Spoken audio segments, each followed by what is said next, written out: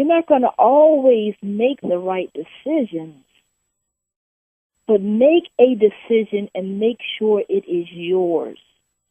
Because on this path to ascension, you will learn, you will grow, and don't be afraid of your pain. Acknowledge it so that you can overcome it. Don't let nobody, this is the question, who is writing your story right now? Who is writing your story? Because many people let somebody else write their story. They let demons, they let family members. If the Most High has a story for you, has a life for you, has a thought process to who you should become, acknowledge that and not the lower, not what other people want, what demons want. Do not let the enemy write your story. You are responsible for yourself. And when you meet our Creator, you will have to answer. So be obedient. Obedience is hard. Obedience means not indulging into wickedness, into alcohol, into bad foods, because they mess up your thought process. They steal your energy. They take you off focus. It means not indulging into sex. Don't squander your body around. Not indulging into things that are not going to replenish you and make you better. That's my question for anyone who's listening. Who is writing your story? Question that, because if somebody else is writing your story besides the Most High, you are a co-creator, because you have to accept responsibility. If somebody else is writing your story, you grab that book right now and you refuse that path. Identifying. Let's go. You are about to experience the uncensored conversations, stimulating wit, and the thought-provoking wisdom. Bold, raw, and uncut. Right now, on the LanceScurv Show. I'm so glad to be back here with you. The response to our joint effort of a conversation was so overwhelming and phenomenal, and I just have to thank. Oh, it was. Yes. People. I mean, I know my subscribers. I know they really liked it. I'm sure yours did too. Cause I yes, indeed. Looked at the comment section. Yes, indeed. They really enjoyed it. I've been waiting. Last week we didn't have a chance to do anything, but that's going to happen sometime. But I've been waiting for this because I know that now that we're warmed up and that it's good stuff, we can go deeper. We'll pick up from where we left off, maybe not in subject matter, but the feel. And that's the thing that means so much to me, and I'm very relaxed speaking to you.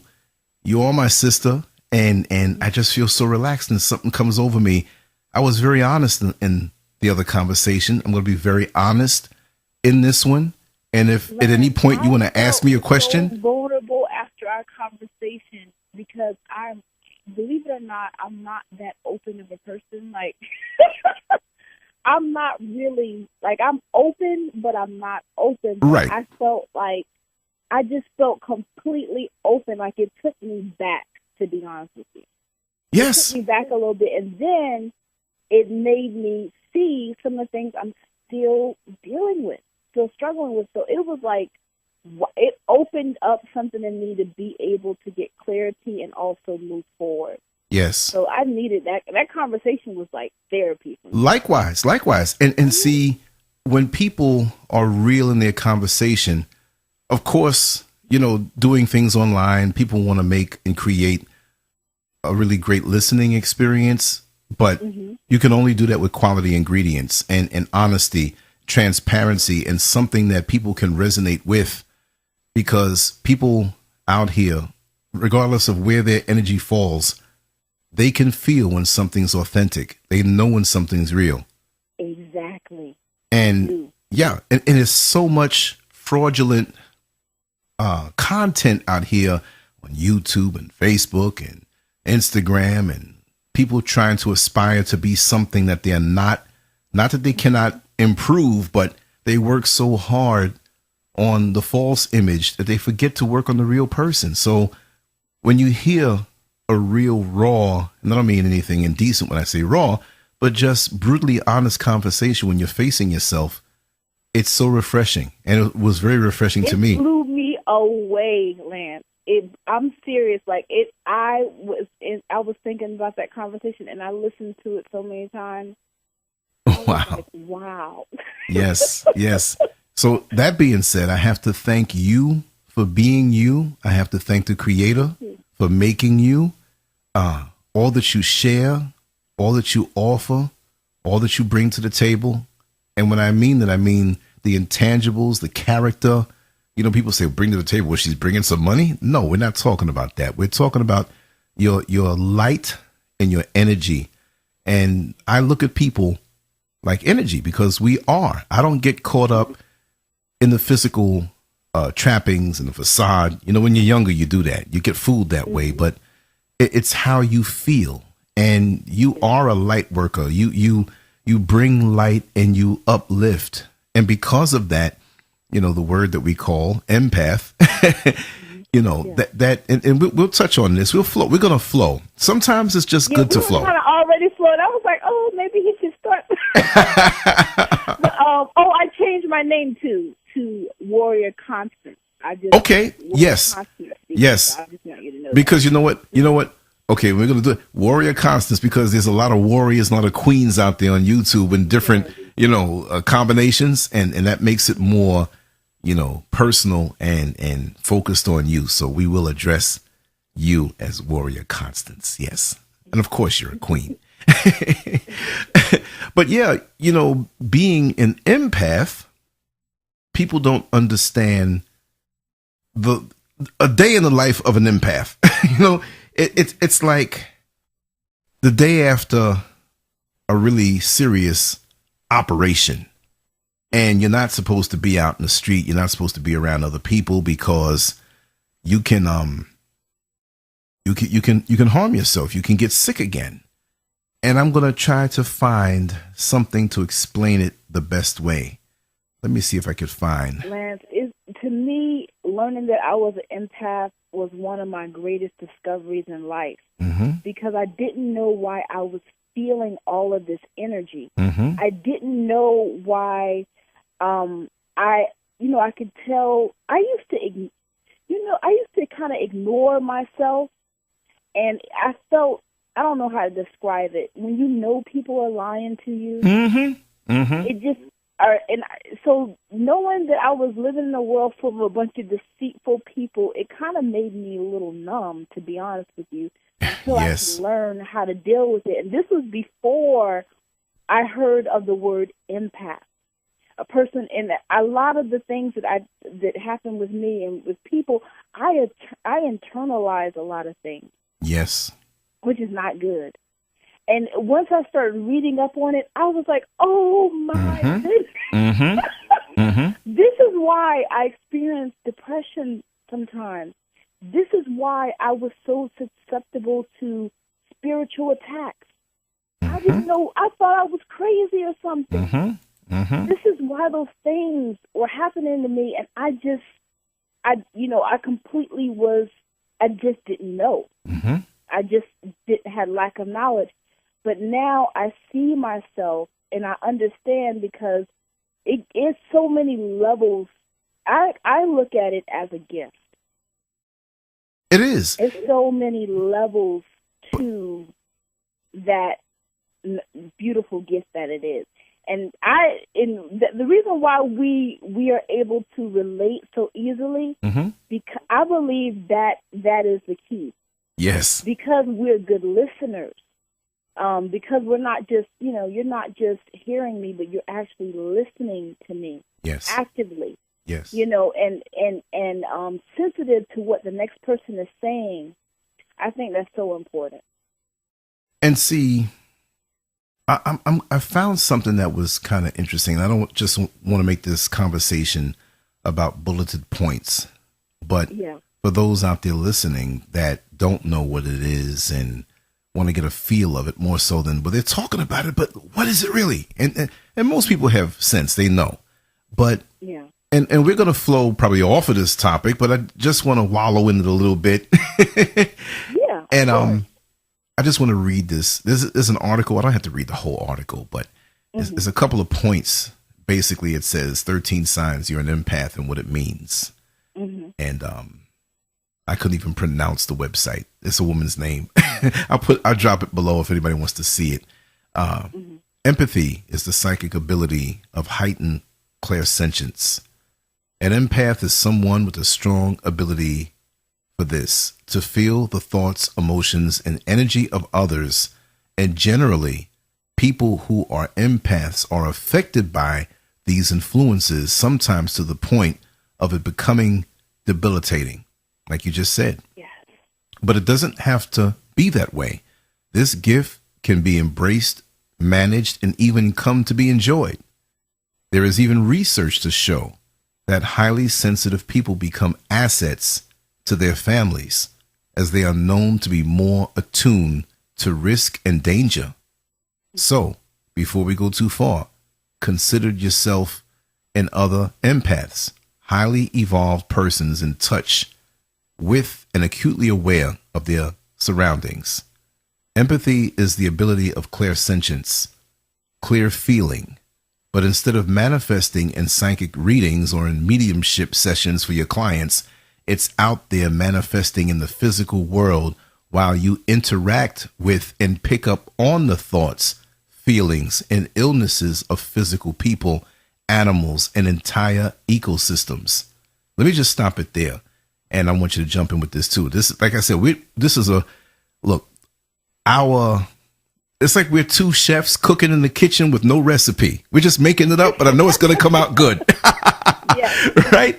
This is why me driving that bus and having to breathe these people, I smell their scents, to see them, right? I'm not scorning anybody. There's some beautiful people out there, and there's some people who make themselves ugly. And to hear them, their vibration, their energy, to interact with them, so many thousands of people a day, the glances, the attitudes, the feelings that they have, and they're maybe 25, 50 feet away from me, but I see them and I pick up on that. It can drive you nuts. This is why. I can only imagine. Oh God. And then you have some who sense that you have a kind heart or a receptive essence, and they can latch on to you. They don't know why, but they're like that, and I want you to chime in after this. I just want to say the one thing. How come? I'm not saying the neighborhood alcoholic or what they call wino is an empath, but what connection does that wino have with that stray dog that's always walking around them 10 feet away, 15 feet away? It's a connection. And there are people who see this. And again, spirituality we say the word spirituality, but we think of it as a good thing. And it is. It's just the frequency, because we have good people picking up on the frequencies and we have bad energies picking up on the frequencies. That's where we meet. We have to decipher what this thing is around us. So when you're an empath, there's a part of you that's open and raw, and you can't stop it. You can't close it. You have to turn away the outside world from seeing it so you can get a break as a person sometime. But then again, the benefits, like for myself, I'm an artist. I feel, and I can spit it back out. I can experience something and tell the story in a way that is so magnificent. No, I'm not soup to myself now, but it's because I absorbed every detail when others didn't. And when they hear what I spit back, it puts them right there. So there are advantages, and I won't say disadvantages, but things you have to watch out for. And I can totally relate to when you say about an artist because we feel so deeply, it's easy to tune into that art. It's easy to be a creative mind, to be extremely expressive. I'm a poet. A lot of empaths as well are actors. Like you said, you draw. I'm sure you write as well, because I've read your blog. I'm sure you probably write poetry as well. Yes, I do, but I never really share it. But I'm going to start sharing all of those things. You should. You should share it. We are very expressive people, but like you said, I think it's key to how do I say this? To be cognizant of of your surroundings and who you allow to experience you on a certain level. Yes. Because I was just out here willy-nilly, I didn't know why people were gravitating to me, why people would come up to me in the grocery store and hold long conversations, or people would just take to me easily, or if I saw someone crying, I would, go to them. I didn't know why I was experiencing all these different feelings and taking it on for myself. I thought I was crazy or something.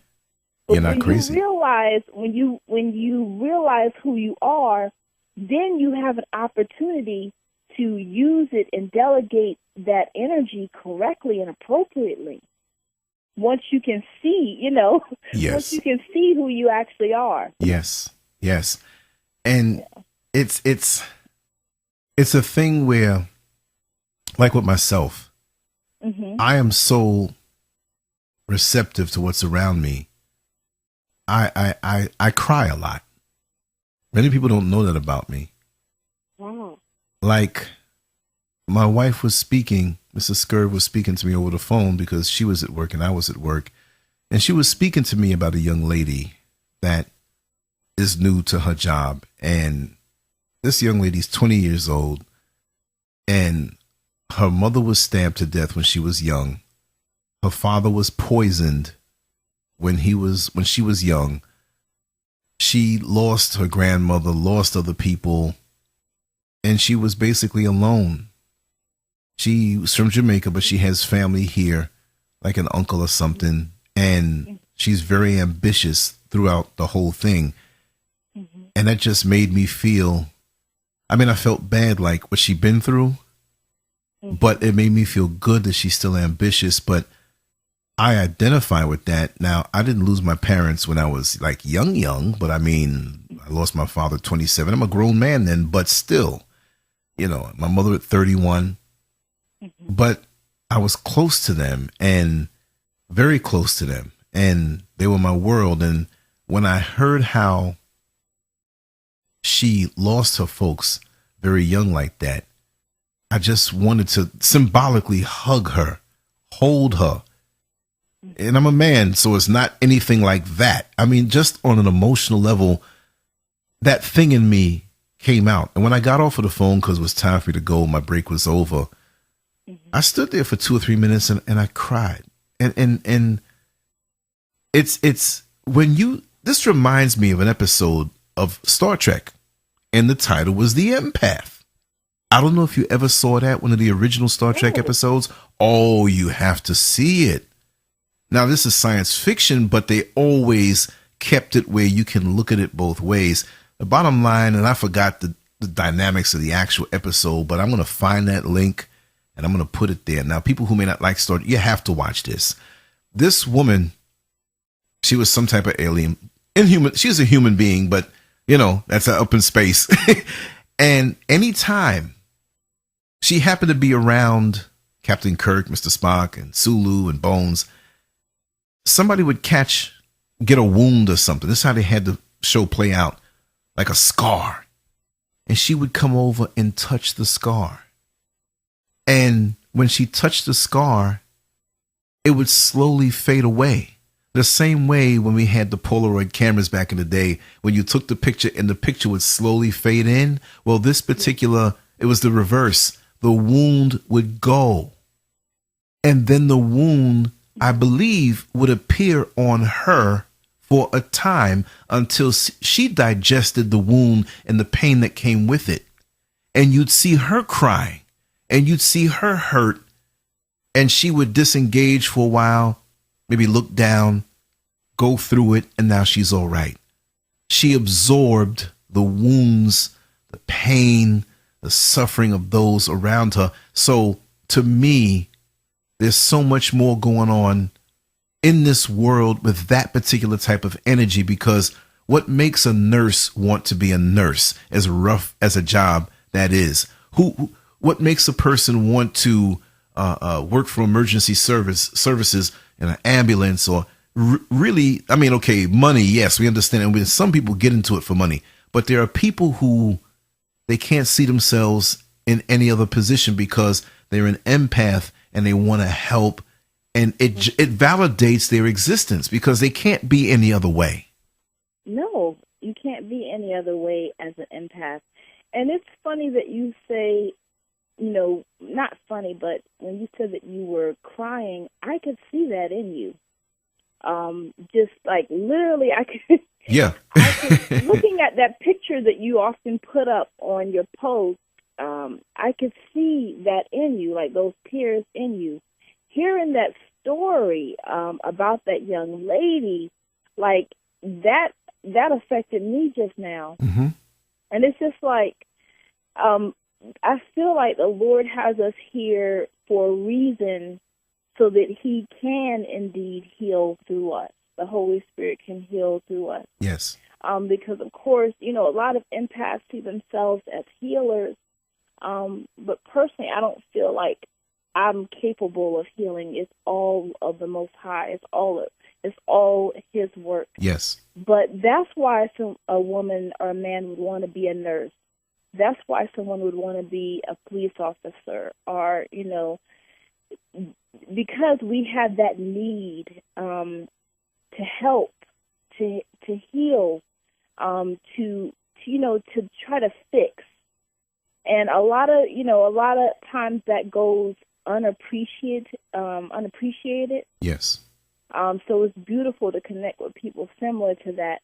But that need is a powerful need, but we have to know how to channel it. Because I was out here going crazy, like trying to help everybody and burning myself out. And the sad thing is, you oftentimes as an empath, you put yourself last. You don't even, for me, I can just speak. Sometimes I didn't even consider myself. Mm-hmm. And I'm the kind of person, Lance, if I see somebody needs something, I automatically want to help. I don't even have to know you.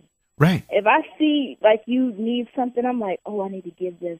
It's just a desire. My mom is like that too, but I don't know if she recognized it as being an empath. But it's like, oh, if I see somebody needs some money, I just want to, let me go ahead and give them $50 here or whatever I can give them here or whatever.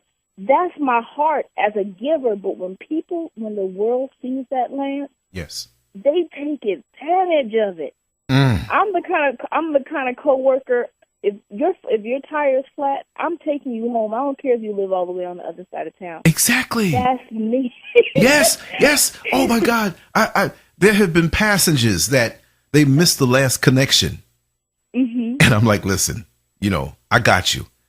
And I'm like, wait a second, I live way out in Buffalo. I live way up in Volusia County.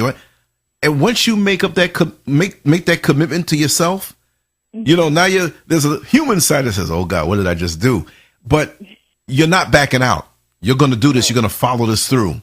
Even if it puts you at what others may say is a disadvantage, you have to do this. And you're right. Others will take advantage because just like we may be empaths, there are others out there who are the polar opposite, and they're sharks. I'll just pick an animal and say that because we can see a shark swimming about looking to, find its prey to eat.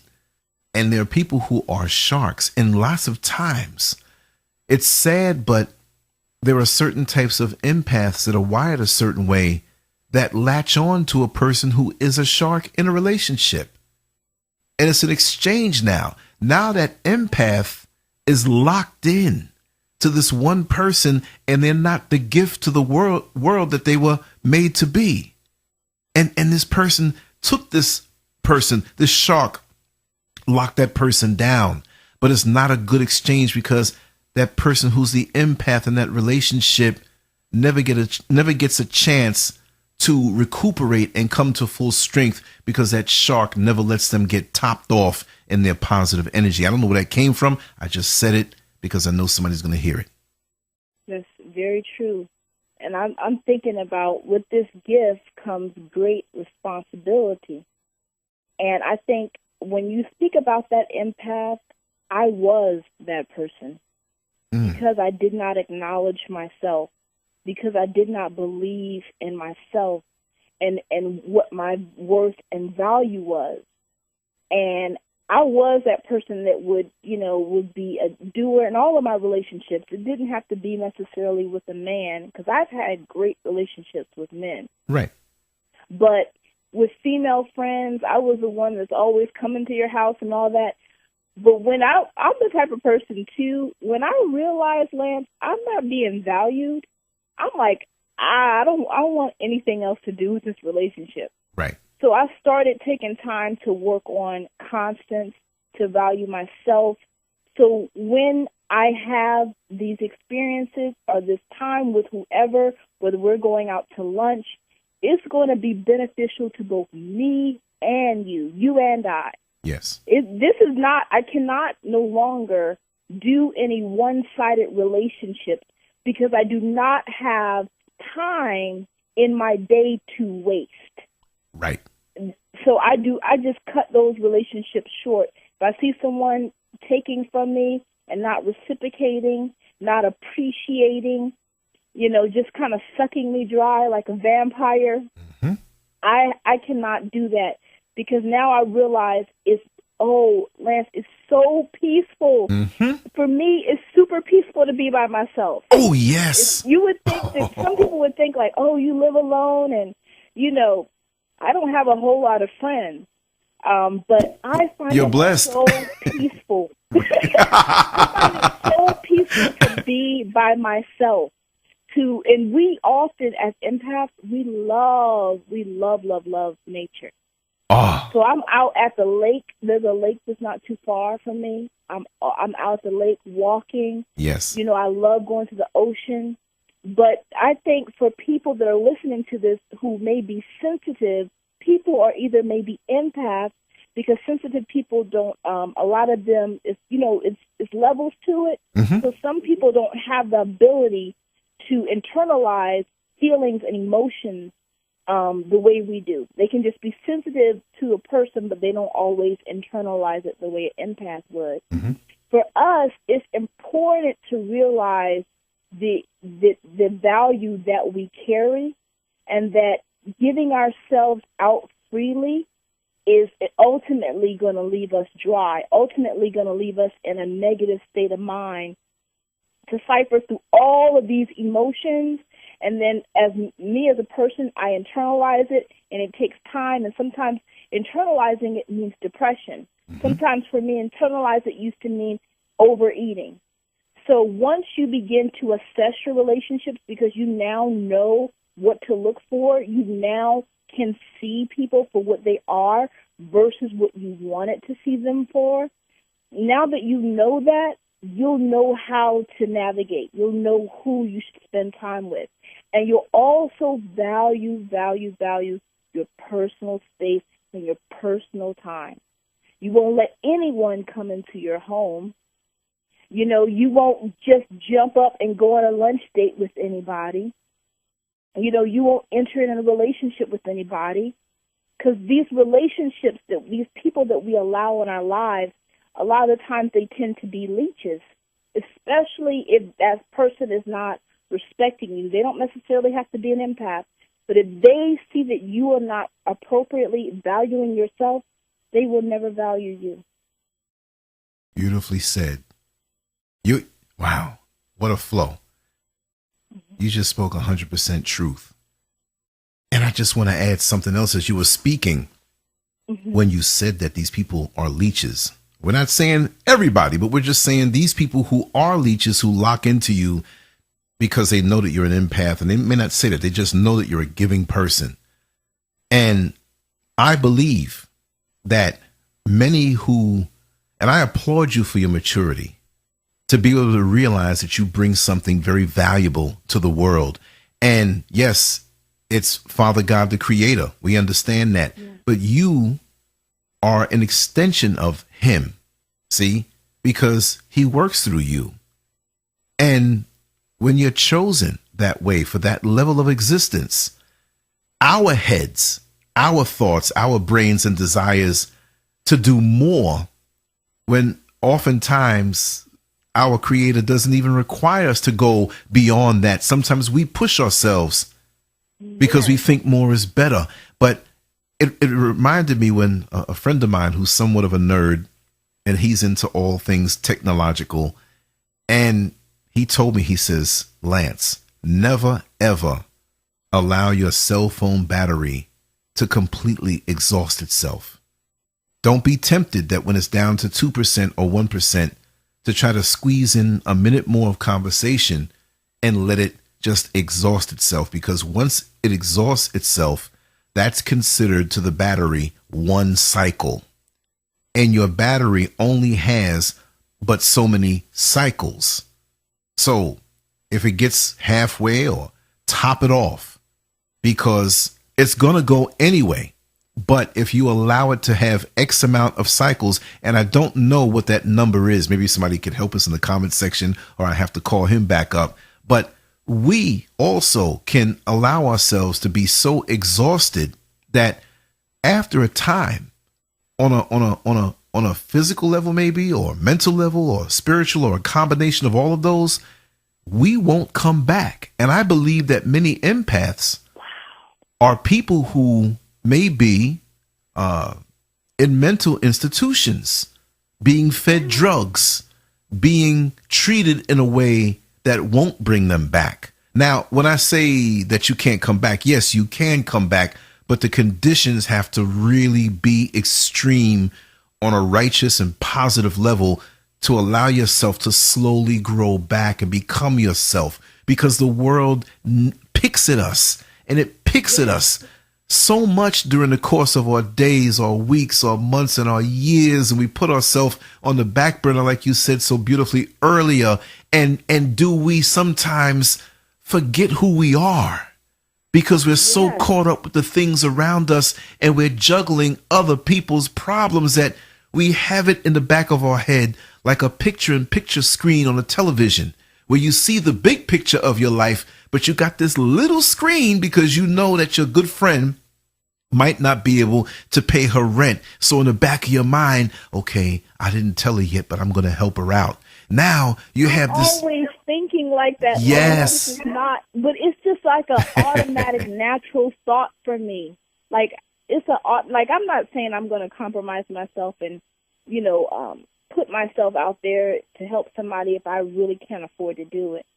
But what you said about being low on the battery, let me tell you, I was almost gone, Lance. I'm talking to someone who had 2 nervous breakdowns. I had nervous breakdowns when I was in college. Mm-hmm.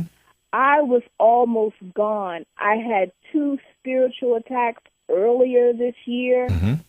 And you just have to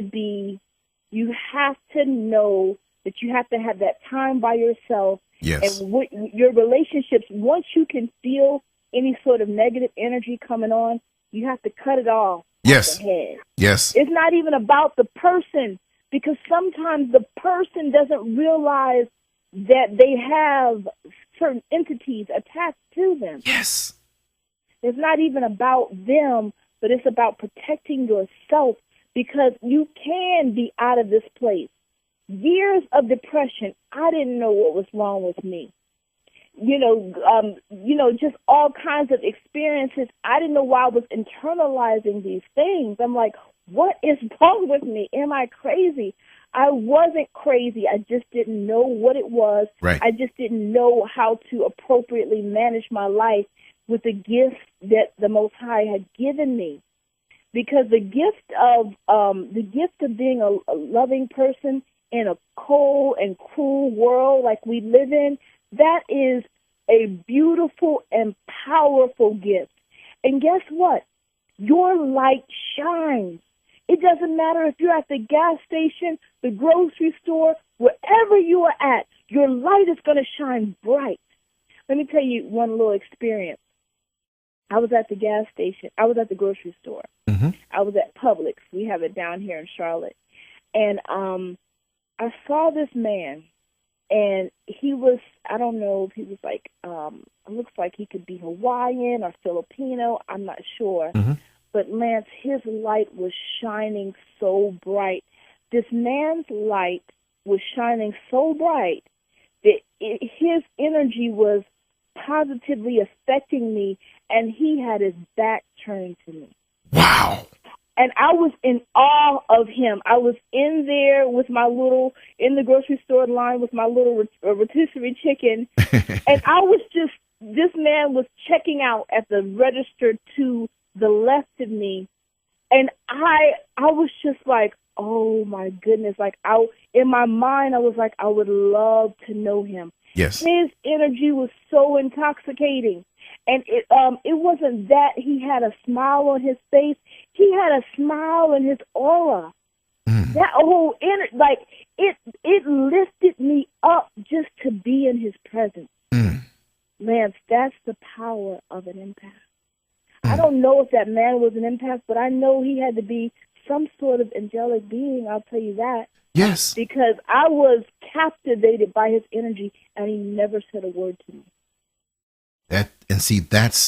That's one of the wonderful, I'm not going to say that it's the wonderful part of the gift. It's just like, because that means there's some parts that are not wonderful, but the other parts can be uncomfortable. But that's one of the wonderful parts of it, is that you see a person for who they really are to the core, and you don't have to check them out or ask them anything. Some people don't even know their names. There was one gentleman who was downtown one Sunday morning, and I had to do this overtime. It was like mandatory or whatever it was. I forgot the dynamics of it, but I was there and I didn't want to be there.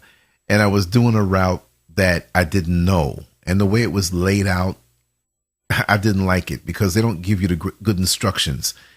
So I'm sitting there like, okay, I'm going to battle. I'm tough. I'm going to go through this thing.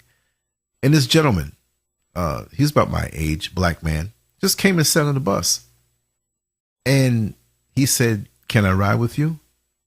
I said, "Sure, the bus is for everybody." He said, "No, I just want to ride and go to the end and come back. I'm killing a little time." I said, "Listen, can I ask you something?" And he said, "You don't have to ask me. I see you with the piece of paper. I know you don't know the route. I got you." I was like, oh my God. I mean, there was nobody down there really. It was like 3 other people. 2 of them were like little old ladies, and one was a crazy man walking around talking to himself.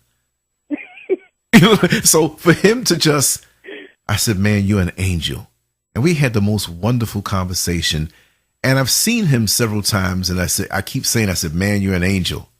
I mean, to the point that I had so much love in my heart when I said that to him. And people who are thinking worldly, one of the guys were there, he was like, "Man, I didn't know you flow like that." I said, "Man, it's not even about that." You know what I mean? I said, "That man is an angel, and I'm not ashamed or afraid to say it publicly." And I've observed him sometimes when he didn't see me, like I'm passing an intersection really quick, and I've come to the conclusion that he's somewhat perpetually homeless, but he works. And I know he's in the shelter, but his something about him. So these people like this that shine this light, they can be on all levels. Yeah. And just to look at him, right, when he crosses an intersection and he may be 5 bus links away from me while I'm waiting at the red light, I see him and I just look at him. And it brings a peace over me, because he's shining out this light of comfort and peace. And people just don't know how you know they're coming. Like when you see evil coming at you, and you already know, you put your spiritual guard up, you already know. And they, with their evil intentions, sometimes they don't know, sometimes they know, but when they're coming to rabble rouse you and upset you and they lock eyes with you, they already know you know, and there's a big problem now. Isn't that something? Mm-hmm. They already know you know, and it's a big problem. It's crazy to kind of manage it, but what do you, like, in those situations when you sense evil, what is your innate response? When you can automatically, like, I can see it. Yeah. I just see it in a person. Mm-hmm. Like, you know how, like, sometimes I can see, it might sound crazy, like demonic energy in Yes. pictures. Yes. Yes. I can see it in pictures. Yes. I know we're supposed to be cognizant of things we allow to come into our house, especially pre-owned things. Yeah. Oh, but God. I can see it. Sometimes it frightens me to no end. Mm-hmm. I was in New York back in March, and there was this man, this big, tall man, almost looked like he was 7 foot tall. He was looked to be Haitian. Mm-hmm. His energy was so evil. As soon as I zoomed in on him, I had to turn the other way until we crossed the side of the street. Mm-hmm. But what do you do when you're confronted with those people, especially like when it's in your personal life? Well, I repel them with positivity. I repel them with light. I repel them with the affirmation of what I'm going to do and accomplish in my life.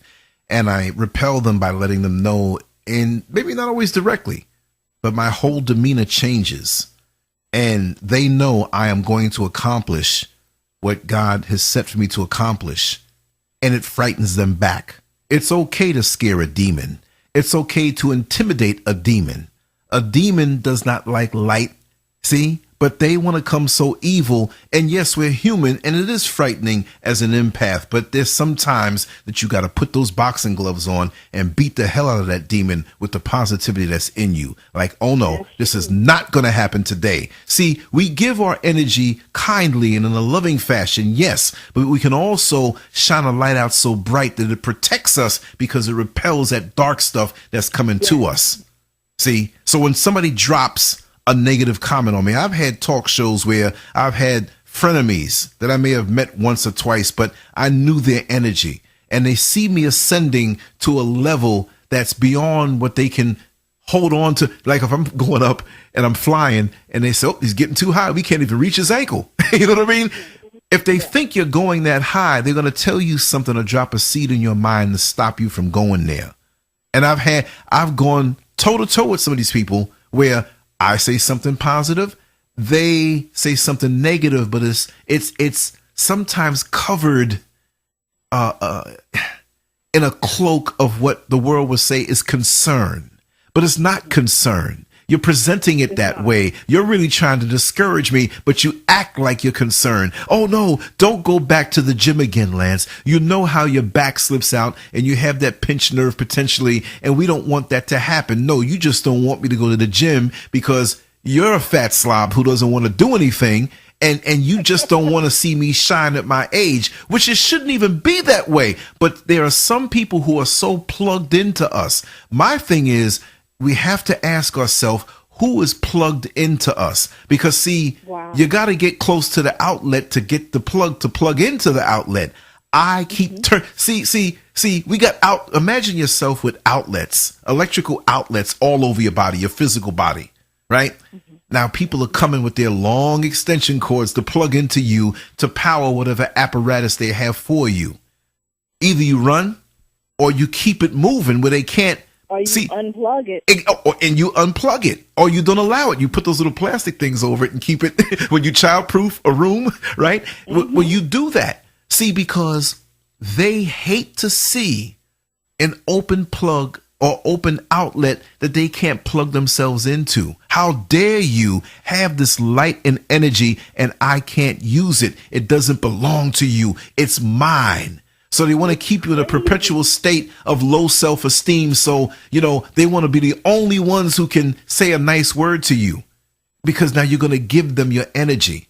That's why in controlling abusive relationships, the abuser wants to cut off the whole family and friends, the real family and friends, from that person who they're involved with, who they're sucking from. But when you're in those situations, my thing, I shine. Now, sometimes if I'm a little low on my energy, they get cut off. They can't find me. I have walked away. I've seen people come in my way that I know are negative, that I know as friends or acquaintances, and I've turned around in certain situations and ran like Carl Lewis or Usain Bolt. I've seen, yes, I did. Yes, I did. I'll tell you a situation. I'll tell you one situation. I was in Greenwich Village up in New York. This is back in the 80s, middle 80s, 86, 87, around in there. And there was a young lady who I had crossed paths with, a very limited situation, but it was very negative, very negative. I mean, so negative that about 2 weeks after our last encounter, I felt the weight of her negativity all over me. I walked with that weight for 2 weeks, and I was like, never again. Now, here I am with two friends of mine, my friend Kevin, my friend Ricky, and we're walking down 8th Street, and there's a pizza joint that was there that was very famous. A lot of folks, celebrities would go there. We were walking past, and I hear the young lady's voice, Lance, is that you? I turned around, looked at her. I didn't even look at my friends. I just ran.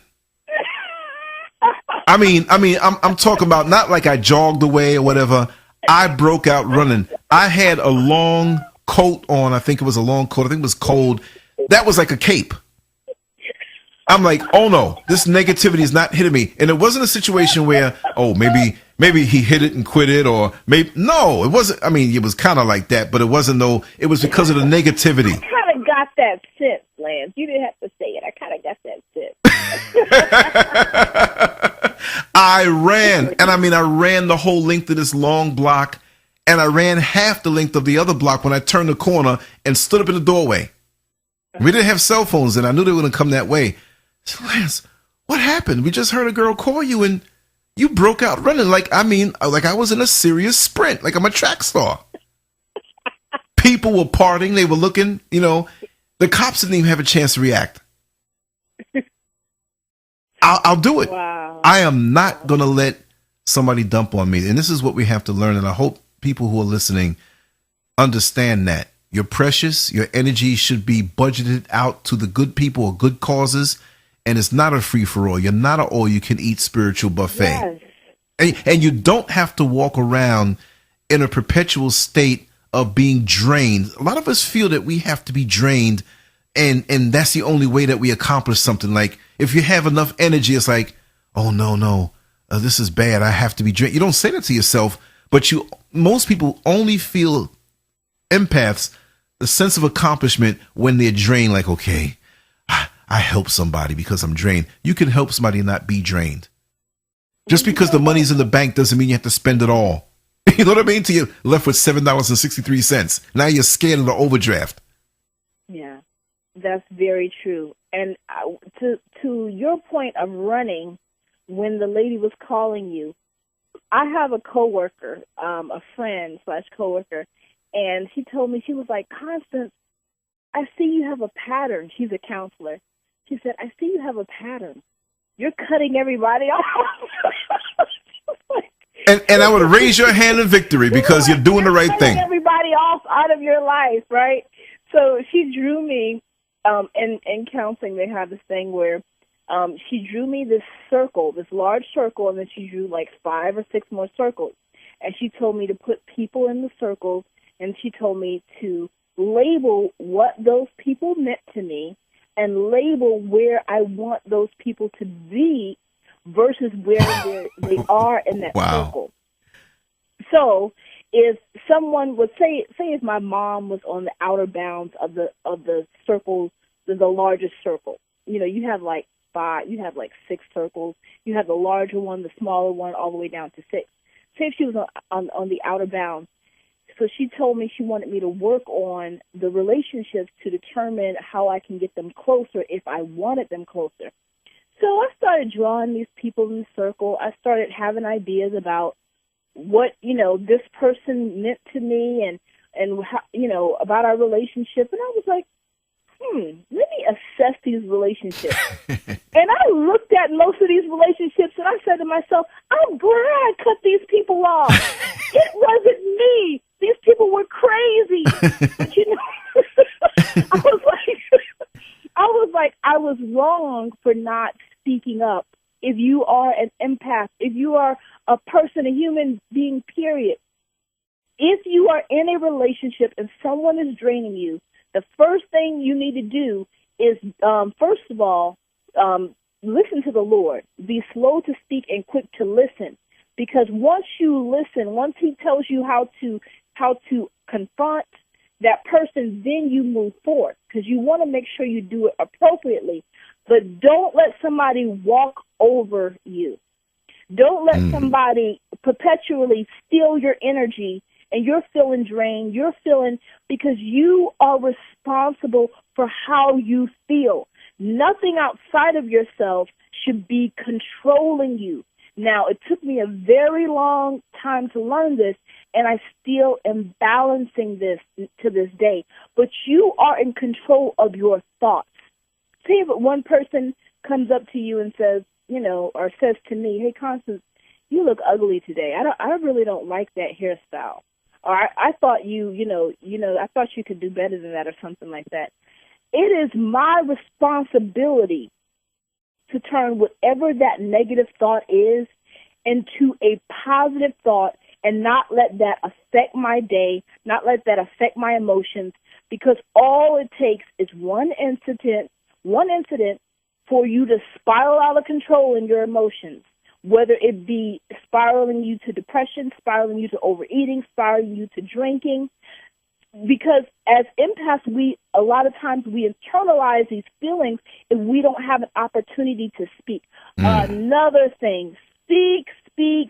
Mm-hmm. And when I say be slow to speak, I mean be discerning before you speak. Because a lot of people, when they have negativity coming out at them, they choose to respond with negativity. But that just means that you let someone else control your emotions. You let the other person control you by responding with their response. This is another thing, people. Be mentally tough. It was a quote I was about to give that I live by, but I can't remember it right now. But you can't let other people control your emotions. So when they come at you with negativity, you have to assertively respond.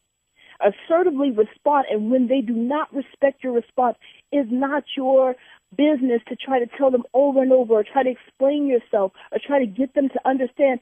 Some people will never understand. Some people purposely want to agitate you. Yes. Purposely want to manipulate you. Purposely want to toy with your emotions. But guess what? You have control over your mind, so you can say how far things will go. And that's why, Lance, most of those people in the circle are gone. Yes. Some of those people in the circle, I will not answer a text message from you. Some of those people in the circle, you will not get a call back from Constance. I could see you calling right now. You might be on your deathbed, but you know what I'm going to do? I'm going to say a prayer for you, and I might send some flowers from the Dollar Tree if you pass. And they can watch the roots of those flowers as they push them up, right?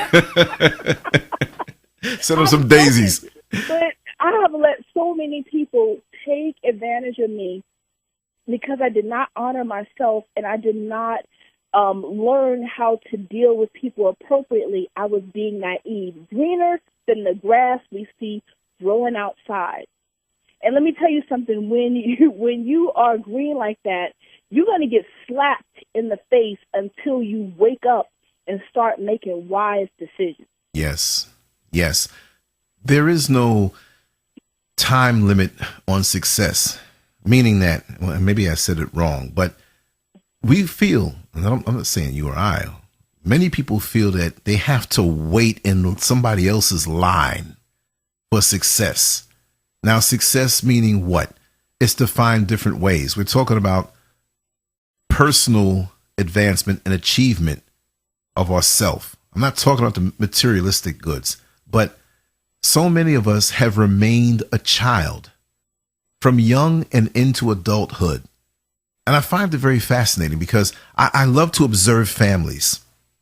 I love to observe long-term relationships. And you can have two guys or two females that are friends, but really one is the father and one is the son. Or one is the mother and one is the daughter. You know, and so we have combinations, swirls of different people that we manifest, and the other person always falls in line. I just find that amazing. And the person who falls in line is the one suffering because they have no say-so in that union. I've seen grown women turn into little girls when maybe a certain family member comes around. And it's like, wow, look at this. Or they get subservient. Now we have strangers who can enter our lives casually, but they have their little testers out there. You know, when you have a electrical outlet and you don't know if it's live or not, you don't know if it has an electrical charge. There are these little things that you can stick in there safely and it lights up on the other end. You say, oop, that has a charge.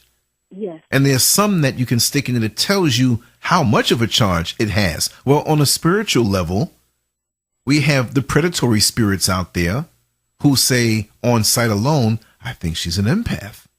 Let me test her.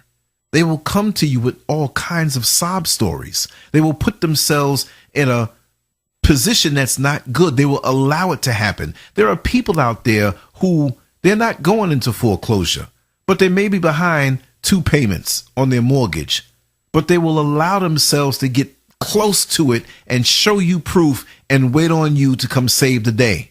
And when you save the day, they've been saving their money and they go out on the vacation after you paid up all the mortgage. And you're like, wait a second.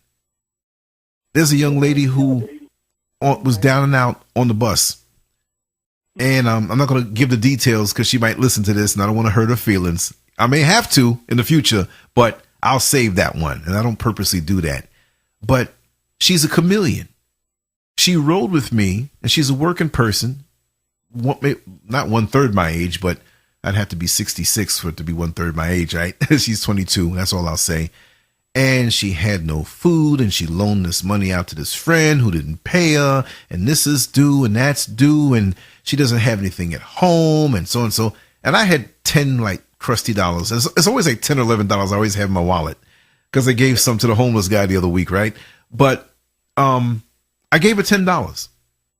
And she says, oh my God, you're giving me this? I said, yeah, I'm giving it to you.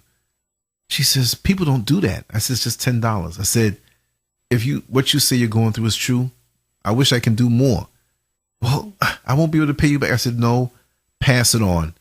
If somebody you see is in need, share the love and some will come back to me from somewhere else. It's a cycle.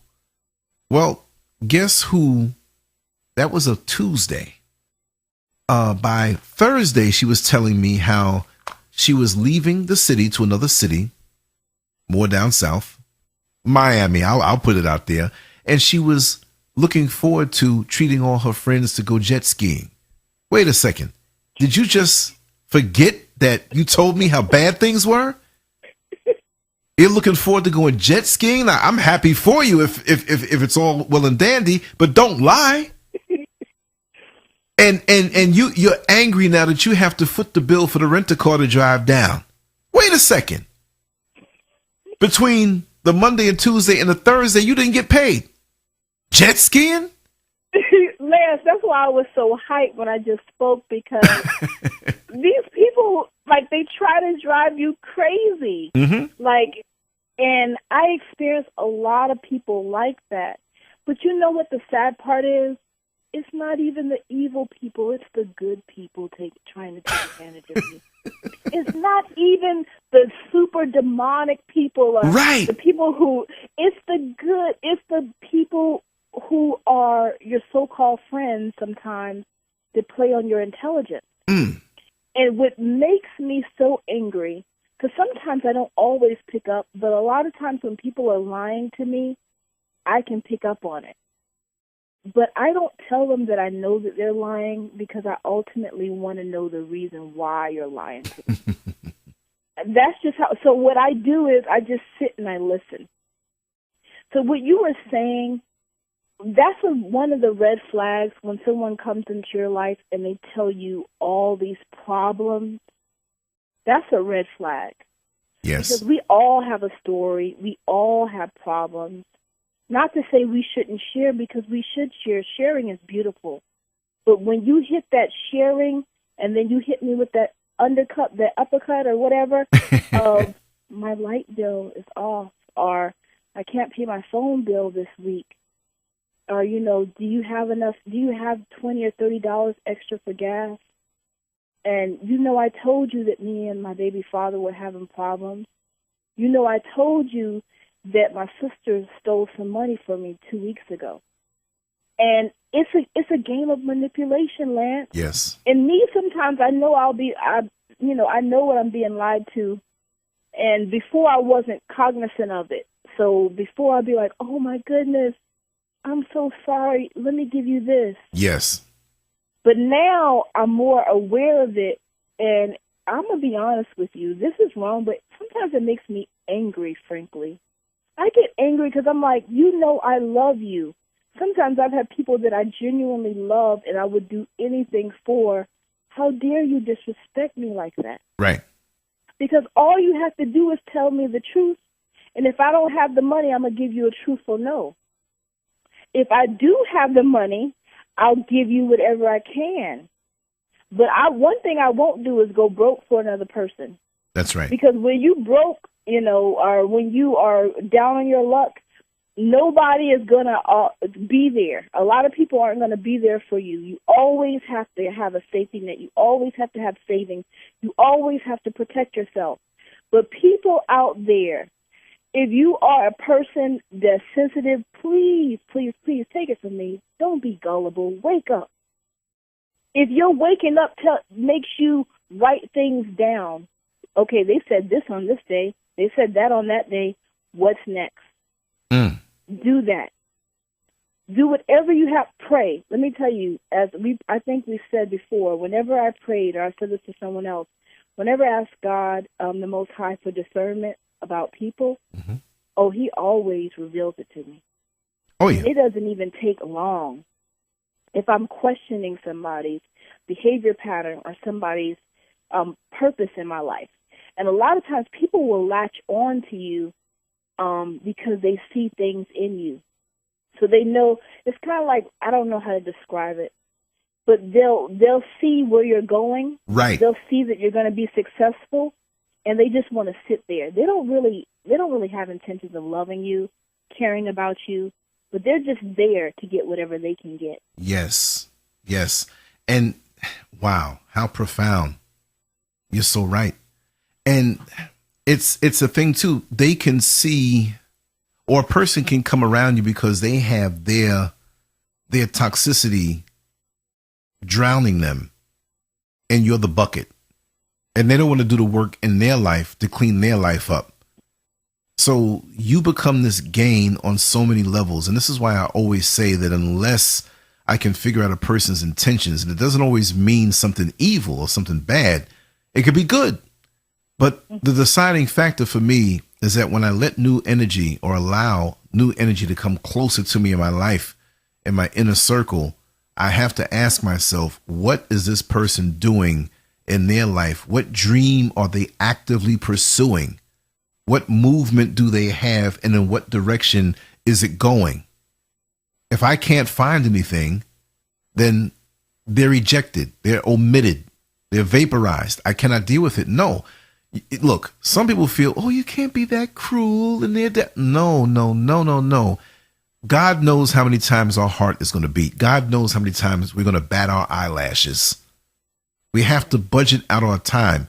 Isn't there somebody out there more worthy of your precious energy than a deadbeat, deadweight person who doesn't? Now, look, there are people who fall. This world can be really hard. It's like, my wife knows I'm a working man. She met me that way. I'm a hustler, legitimately. I push, and my work ethic is through the roof. if something were to happen to me where I become disabled and couldn't work, of course, while there's a little money in the government, we can get that check. Yeah, but and I know I would deserve it because I've put into the system, but she wouldn't question my character. This is the reason why. Let's take, for example, you have a Muhammad Ali who passed away, but when he would go to a fight, not as an active fighter, but as a retired fighter who was ailing from the Parkinson's disease that he had, when they would give him standing ovations, it wasn't because he can get in the ring right now in that ailing condition. It was because he proved his character as a fighter, and he earned that higher level of respect from what he did. He was shaken, he was frail, but people would look at him and say, man, you were the greatest. I could never whip you. I'm the best right now, but I'm going to give my props. And he couldn't. So you got to earn that. You just can't show up. Oh, we family. No. Family is the most prostituted word in the English language, especially when you start hearing it when somebody has something to gain from you. Yeah. Well, I'm your friend. Well, if you are, you don't have to say it. We should already know this now after so many years. Act like one. And we feel sometimes as empaths that there's this imaginary glue holding us together. Like we're supposed to go through this whole ride called life together up under each other. We're together for a time. And it would be very beautiful if we can go our whole lives and hold hands with the ones who claim they love us. But ultimately, we were born alone and we're going to transition alone. And we have our own path. Like most bus routes that leave from one downtown, they have overlap for a while. Sometimes for a very long time before they become the route that they're supposed to become in their own unique way, and they part off. That's the way this life is. But you have to consciously, like you said, decipher, figure out, and get rid of it. Look, I love certain meals. That doesn't mean that when I throw out the package that the meal came in, I'm just going to hold the package and keep it in the yard and don't throw it away. You know what I mean? So you got to get rid of it. You know, when you get something new in the mail, like I ordered some things for the studio. It's like, wow, the boxes look nice. You want the boxes to hang around a little bit because it makes everything feel new. But there's a time when, okay, you put everything in place. You got to throw these boxes out. Mm-hmm. You know? And to that point, Lance, I think it's a good thing when those kinds of people come into your life because you know what to look for, and it also builds your character. Training. It's exactly. And it's training for the fight. Like you mentioned Muhammad Ali. What he was, he not only had, I can't think of the word right now, but he not only had integrity, he not only had strength, but he had the will to fight, even in that state. Yes. Think about that kind of mentality in your mind, where the person is physically not the best that they could be, or the best that they were previously in their life. But in his state, he still went up and fought. He still, in his head, probably believed in himself just as he did when he was a younger man. Yes. Yes. And won all of those fights. So I think it's a powerful thing, because as you're building through this life and as you're meeting these people, they make you stronger, and they also teach you about who you are. You must be somebody great if everybody is latching on to you. There must be something magnificent and powerful about you. If people are trying to put you down, if people are trying to stifle you, trying to manipulate you, trying to undercut you, trying to get you to believe that you are something different than what the Creator has called you to be, you must be powerful. You must be a warrior. So that mindset that Muhammad Ali had can only come from our Creator. And all he did was believe what the Creator said. Mm. So these people that come into our lives, it's okay that they come. I learned from my hurt. I gained some weight from my pain. I went through depression from my pain. But guess what? I don't have to do that anymore. The next time someone enters my life and they do not appreciate me, I know exactly where to keep them because I know my worth now. And I'm not fighting with my voice closed. I'm not fighting with my mouth closed. I'm not fighting with a mouth full of food. I'm going to use my voice, and I'm going to use my ability to walk and run away. So it's a mental thing. Doesn't matter how your body is feeling. Your body can feel fatigue. There are plenty of people with cancer today that are still out working, still out running, still working out, debilitating diseases, but their mind, because they believed who the Most High said they were. Beautiful. And you see, if the caterpillar didn't believe in the transition, and I do believe each caterpillar does know there's something coming more beautiful, they would not get in that cocoon and break out. They would be a butterfly, but they'd stay in the cocoon and try to fly holding on to it. And so many of us have become beautiful butterflies like yourself. And you've learned to let go of that cocoon that housed you. You see, when we go through our battles and we catch the scars and the blood dries symbolically on us, it creates a scab, but you're not the scab.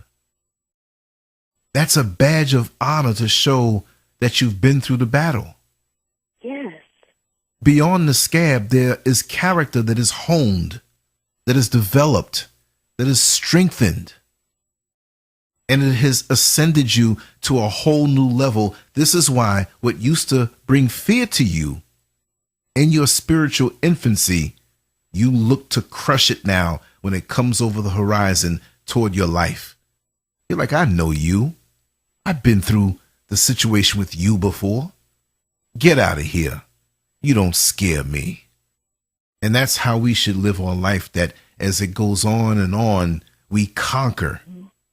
So we look at the people who may have the perfect bodies in the gym and working out and taking their supplements and doing everything. I'm not knocking that because that's my route. That's what I used to do. But that doesn't tell you what they are as a person on the inside.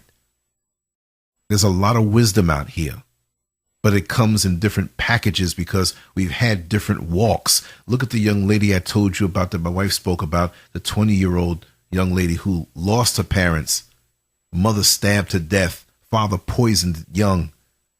She came here to make a little money before she goes back, and she comes on a regular basis here. But her spirit isn't broken. That's the kind of person that I know will be okay. Yes. That's powerful. Yes. I can just say, like, I could learn some things from her. Let me tell you. Oh, me too. I could learn. Like, I hope and pray that she will write a book one day. Oh, do you know what I'm planning on doing? I'm going to try to find out if I can get her to come by and sit down by the table. I'm not going to push her, but I've asked my wife. She said, oh, yeah, sure, she'll do it. I said, you think so? She said, I know so. I said, okay. Oh, that's going to be yes. powerful. If she doesn't show her face, if she doesn't want to, okay. But if she just flow. If she wants to, that's all the better. And in actuality, what I really plan on doing, and I'm going to let the cat out the bag, if she does that, and not to exploit her for hits. People think this all the time. No. She is not the richest person in the world, and she's struggling and she's pushing with all the emotional, and there's more to it now. There's a whole lot more to it that I didn't even say that I want her to say that young ladies go through. I want to set something up like a PayPal or something for her. That would be awesome. That if people see this particular video that is going to showcase her and her story, she's not the one thinking about this. I'm thinking about it so she can get the surprise I of. was just thinking about it as you was talking. Yeah. Somebody says, hey, here's $10, here's $20, here's $100, here's $100,000, whatever. That we use these tools to help people who still, she has the ambition to say, you know what, I want to go to school. I've been wanting to go to school for the longest, but I've had to work to take care of myself. And she has other family members that she helps out. So imagine going through all that and you come into a different country to work where you can make a little more money. That's amazing to me, especially when I see people who have all the advantages and they're sitting down mad that they can't get their new weave, or mad that they can't go hang out at the club because they couldn't get the babysitter that night. You see what I mean? The difference. She's in the making of, her life is already powerful, but she's in the making of being such a powerful young woman. She's already powerful, yes. But imagine what her life, if you have that much ambition, after all of those things, some people end up on drugs. Yes. People end up all kinds of ways because of situations like that. But she's still fighting through. Decent. That's another testament to the Most High. She's not prostituting herself. Our Creator can do that. Right. She's not prostituting herself or looking to cut corners or, I get young ladies that get on my bus all the time and they're looking for sugar daddies. And they try to flirt a little bit and whatever have you. And I know how to handle them. But, I'm not even knocking them. They'll learn. Hopefully they'll come out of that. But I'm just saying that, here's a young lady who's not looking to take some of the obvious roads to cut corners just for a mere dollar. She's facing it. The path less traveled. Yes. The path less traveled. Mm-hmm. And that's what it's all about. Her. Like, I can't wait till she comes on the channel. It's going to be such a blessing to everyone to draw strength from her, because there's going to be so much strength that she's just sharing with the world. Mm-hmm. So and I know that people will donate. I know that I know I'm going to donate. And it has nothing to do with me. It's just that I would set that up for her so she gets whatever she can get.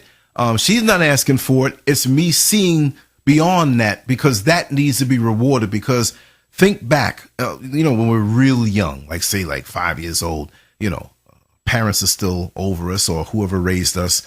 They never let us out of their sight. But then now we get a little older, we can play in the backyard, and we're responsible just to play enough within the fence or wherever it is.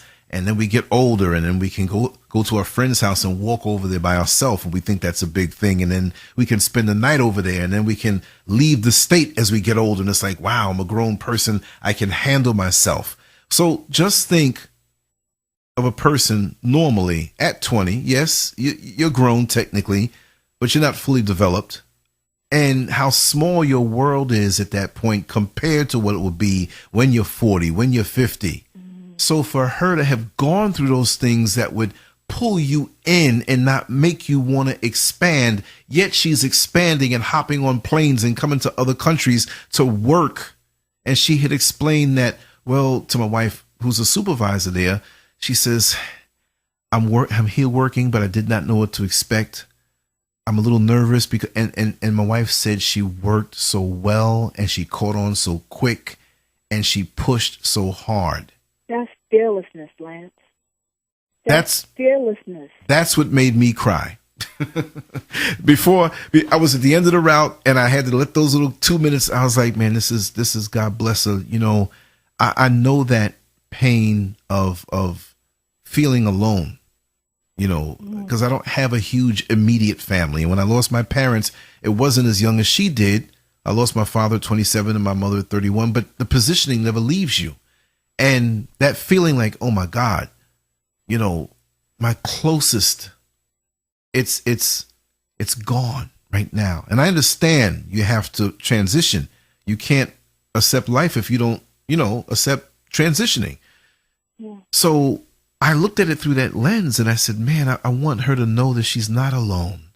And when we see people like this who, we got to look beyond our own funk, our own, we have to go beyond our own selfishness or our own being absorbed with our things, and sometime drop it all and step out and see That's why I like giving. Yes. But I like giving to people, to be honest with you, who don't ask me.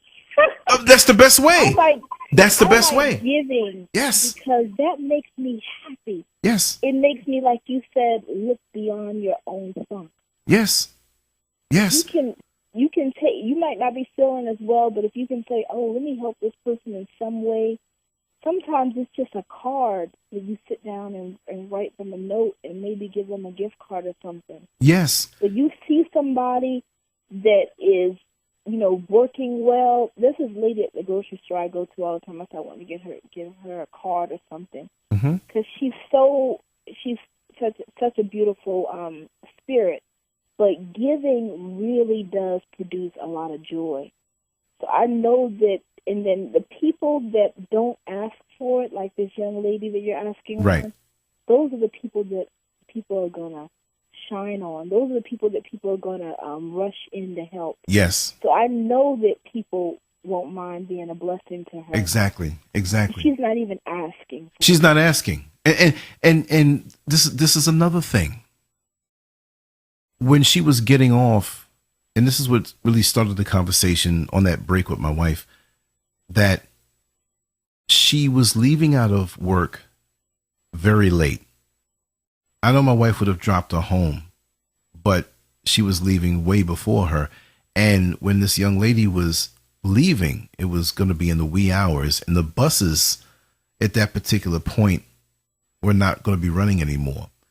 And she was trying to figure out the best way home, or if there was some kind of way that she can catch one line here and transfer to another one and catch it just in time. But, I didn't speak to her, but I spoke to my wife to give it a message. And I said, well, basically, it's not going to happen. So she arranged to have someone pick her up, and that worked out. But she's going to have to leave a little earlier. But even in that worst case scenario, where she may have made it downtown and where she had to walk and where she's actually living, I believe with her uncle for the time that she's here, is really not the nicest place for someone 20 years old, and I believe she's petite, to be out. I don't think anything's going to happen to her, but it's just that the possibility is there, because where she's going to be walking through is one of the roughest areas in Orlando, Florida. And she's protected. Yeah. Her testimony says she's heavily protected. Oh, most definitely. Her testimony says, because I believe in, even though we are light, like you said, light workers, I believe in the angels that surround us too. Mm-hmm. And I believe that also that our Creator won't put more on us than we can bear. Exactly. I just see protection and covering over this lady, which is how she is so strong and so confident and so hardworking, and everything she is doing is going to pay off. She is in a success in the making, whether that's a book, whatever she wants to become, it will happen. Exactly. This woman is protected. I already see it in the spiritual realm. Yeah. She's protected. And you have to understand that once she understands that, it's just going to be more of a powerful move.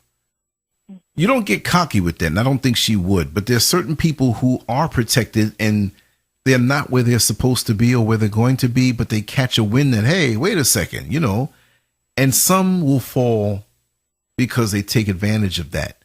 And I think back on different times in my life and all that I've seen, all that I've been through. I'm like, wait a second. How did I get this far? I had to be protected. And when you know it, you hunker down even more. You don't take advantage of it because it can be quickly snatched away from you, and someone else can tell your story, meaning that there's a similar story out there that's to be told, and God can use the next person. So it's a responsibility that once you realize it, you need to clean up your act on a mature level, coming from young or just not knowing. But so many people fall to the bad side because they realize they have these gifts, not just being an empath, but just just prophetic gifts, just moving on that level. Mm-hmm. And it's so tempting to some people, but you have to keep your ego out of it. Go ahead, sweetheart. Mm-hmm. With her, now that y'all are building a relationship with her, you can kind of let her know, be aware of your surroundings. Sure, she is, and for her to be on the lookout, but also just have that strength. I hear so many stories about women and people in general and where they've lived, but they were always had that protection that we don't necessarily see on a physical level around them. Yes. And with her story, with her testimony, with her life, she's going nowhere but up. Up is the ocean. So any little distraction that happens, any little thing, it's almost going to be like an ant biting her on the leg. Exactly. I don't see anything because she's going nowhere but up. Up is the only place that she's going. Right. Like right. These are those once in a lifetime testimonies. I'm so enamored with it. I haven't even heard her speak, but I'm so intrigued. I'm like, oh my goodness, I cannot wait. I'm sorry, Lance, I'm getting off for the path that you were on, but I'm still thinking about this young lady. Yes. And I'm like, wow. Well, that's the way I felt. I cried. Mm-hmm.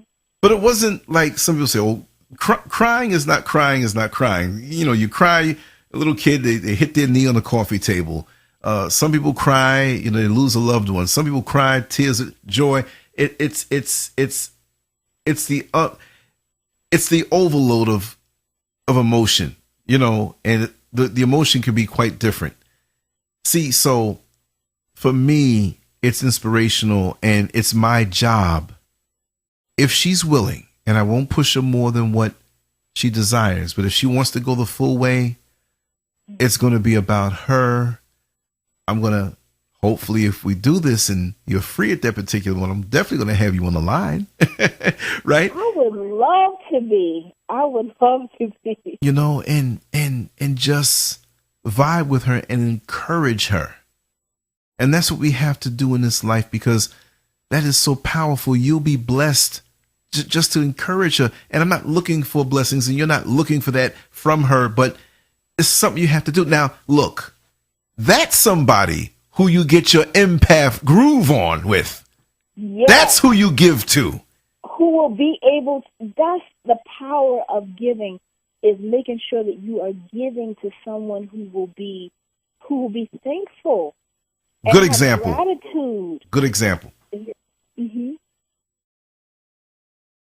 Oh, no, go ahead. I was just saying, good example. I thought you were about to give an example. Oh, no. I was saying, but that whole thing is a good example, and what you're about to say, yeah. Give power, because you know that it means something. And when you give to people who don't really care about what you're giving or don't really value you, it's taking away from you. Yes. Even though you're giving, it's just like it leaves you with a little bit of emptiness, because you can feel that you weren't appreciated.